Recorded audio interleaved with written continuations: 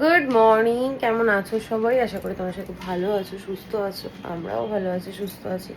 আমি 10-15 মিনিট হয়েছে ঘুম থেকে উঠলাম, শুরু হয়েছে ঘুমোচ্ছে। আজকে নতুন এক দিদি আসবে কাজ করতে, তাই একটু তাড়াতাড়ি উঠে গেছি।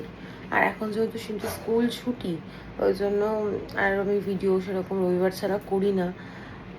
মেয়ের সঙ্গে সময় কাটাই আর কটা দিন, আর মনে হয় 1 সপ্তাহ কি 10 দিন মতো রয়েছে ছুটি। তারপর আবার আর সময় কাটাই কি, ওর স্কুলের প্রজেক্ট করতে করতেই সময় সুন্দর কেটে যাচ্ছে, কাজ করতে করতেই সময় কেটে যাচ্ছে। লাইটটা ডিস্টার্ব করছে। বসে মিনুদি কাজ করতো এতদিন, তোমরা দেখেছো। মিনুদি হঠাৎ করে কাল থেকে আসছে না, কারণ বাড়িতে নাকি খুব অশান্তি হচ্ছে। যাই হোক, পার্সোনাল কিছু ইস্যুর জন্য মিনুদি বাড়িতে কাজ করবে না। তো একটা লোক মিনুদি ঠিক করে দিয়েছে। আজকে সে আসবে 8:30 থেকে 9টার মধ্যে আসার কথা। এখন যদিও 8:36 হয়ে গেছে। দেখি আর কিছুক্ষণ পর ফোন করবো, নাম্বার আছে। মানে যেই কাজ করছে, নয় তার শরীর খারাপ, মানে শাশুড়ির শরীর খারাপ হচ্ছে, নয় মিনুদির এই যে স্বামী অশান্তি করছে, কিছু না কিছু প্রবলেম হচ্ছে। দেখা যাক এখন নতুন দিদি কিরকম কি কাজ করে। আর এই দিদি বাঙালি, মিনুদি তো বাঙালি ছিল না। ভালোই হয়েছে। আমার আরও একটু এক্সট্রা কাজ দিদিকে বললে করে দেবে। আমি আরও দিন দিন ল্যাদ খেয়েই যাবো। যাই হোক, এখন আমার নিজস্ব কিছু কাজ আছে, সেগুলো করি। উঠেই আগে বেডশিটগুলো চেঞ্জ করলাম। এই ঘরের বেডশিটও চেঞ্জ করলাম। পুরোনো বেডশিটগুলো পাতলাম, অনেক বছর আগের যে বেডশিটগুলো আছে। আজকে গরমের মধ্যে যত পুরনো হবে তত আরাম। না হলে যতই এসিতে থাকি আর যাই থাকি, দেখবে একটা নরম জিনিস আর নতুন জিনিসের মধ্যে একটা তফাৎ তো রয়েইছে।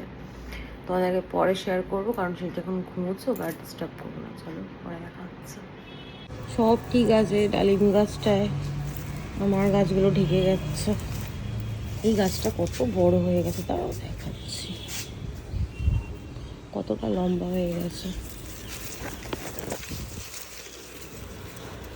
রোদের আলোয় ফুলের রঙটা যেন আরো বেশি সুন্দর লাগে। টগর গাছে কত ফুল ফুটেছে।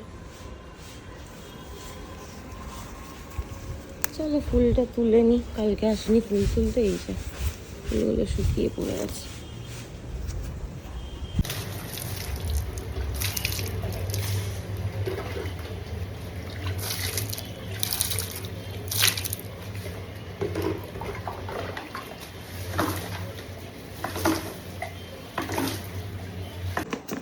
এর মধ্যে আছে লুটে মাছ। এই মাছটার নামটা আপাতত ভুলে যাচ্ছি, কি যেন বেশ একটা বলে। তো বাবা মনে পড়ছে না। যাই হোক, ঘন্টুর চিকেন, চিংড়ি মাছ। এই বড় চিংড়িটা ভালো লাগে না, টেস্ট লাগে না। ছোটোটাতে বেশি টেস্ট। আর হচ্ছে কাতলা না রুই কিছু একটা হবে হয়তো। এগুলো এখন গুছিয়ে রাখি। মনে পড়েছে পমফ্রেট নাকি এরকমই কিছু বলে হয়তো। মাছ সব গুছিয়ে রেখে দিয়েছি। আগের দিনেরও মাছ রয়েছে, আজকে যা এনেছে সেগুলো রাখলাম। আর এই আমচিটা টুসিদি দিয়েছিল। আমচি তো নামটা দেখি, হ্যাঁ। তো এটা ওরকমই রয়েছে। এখানে সব আইসক্রিম, কেক এইসব আছে। আর ওপরের র্যাকগুলোতে মাছ। বাজে এখন 10টা 20। মোটামুটি কাজকর্ম কমপ্লিট। শিনু এখনও ঘুমোচ্ছে, ওকে ডাকিনি, আজ থাক। ম্যাম আসবে 12:30টায়। তার আগে ওই 11টা নাগাদ তুলে দেবো। তার মধ্যে সব হয়ে যাবে। এত গরম লাগছে, নতুন দিদি তো, কোথায় কি আছে না আছে দেখাতে হচ্ছে। তারপর একটু ঘুরে ঘুরে দেখতে হচ্ছে কাজটা ঠিকঠাক করছে কিনা। এই করতে গিয়ে আরও আমার দেরি হয়ে গেছে। তারপর রান্নাঘর তো পরিষ্কার আগেই করে নিয়েছে। আজকে একটু লেটে এসছে, কালকে 8টা থেকে 8:30টার মধ্যে চলে আসবে।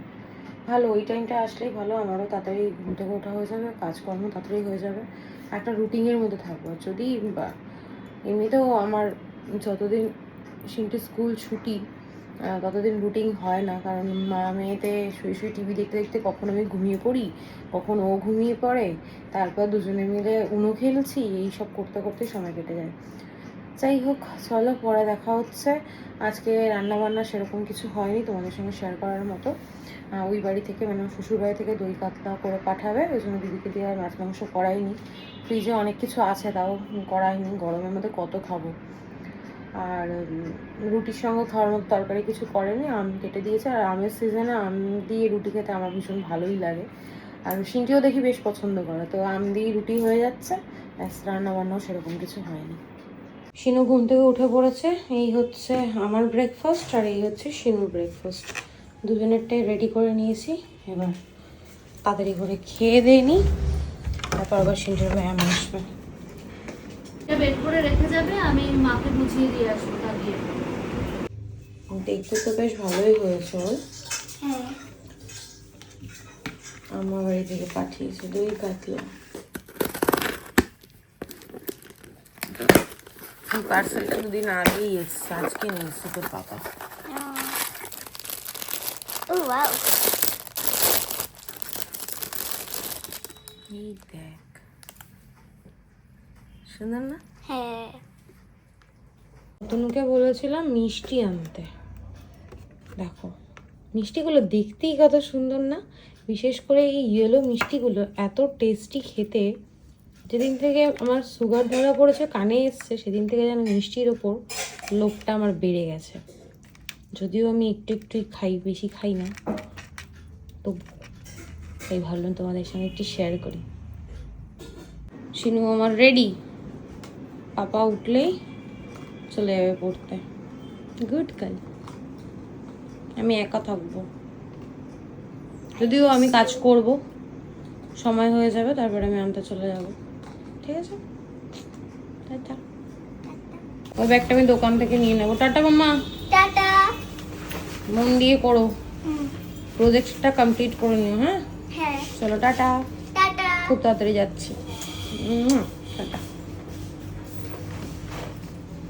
গুড ইভিনিং, বাজে এখন 6:50।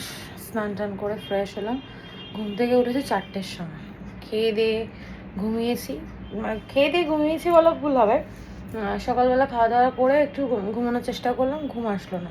তারপর এডিট করতে করতে কখন ঘুমিয়ে পড়েছি, সিনটি মাথায় হাত বোলাচ্ছিল আর আমি ঘুমিয়ে পড়েছি। তারপর অতনু এসে ডাকলো, ঘুম থেকে উঠলাম, উঠে খাওয়া দাওয়া করলাম, স্নান টান করলাম, ঘরের কাজ করলাম, আর এখানে ব্যাগ জামা কাপড় সব গুছিয়ে রেখেছি, রেডি হব। শিনু পড়তে গেছে, ওর পড়া হলে ওকে আনতে যাব, সোনার দোকানে যাব, অনেকগুলো কাজ রয়েছে। তারপর জেঠুর কাছেও যাব, জামা কাপড় অল্টার করতে দেবো। অতনুর কাছে ব্যাগটা পাঠিয়ে দিয়েছি, কারণ ব্যাগটা অনেকটা ভারী ছিল। চলো পরে দেখা হচ্ছে। সন্ধ্যা পুজো দেওয়া হয়ে গেছে, প্রচণ্ড গরম, ফ্যানটা বন্ধ করে রেখেছি, আমারও কষ্ট হচ্ছে, গোপুরও কষ্ট হচ্ছে। তো চলো পরে দেখা হচ্ছে।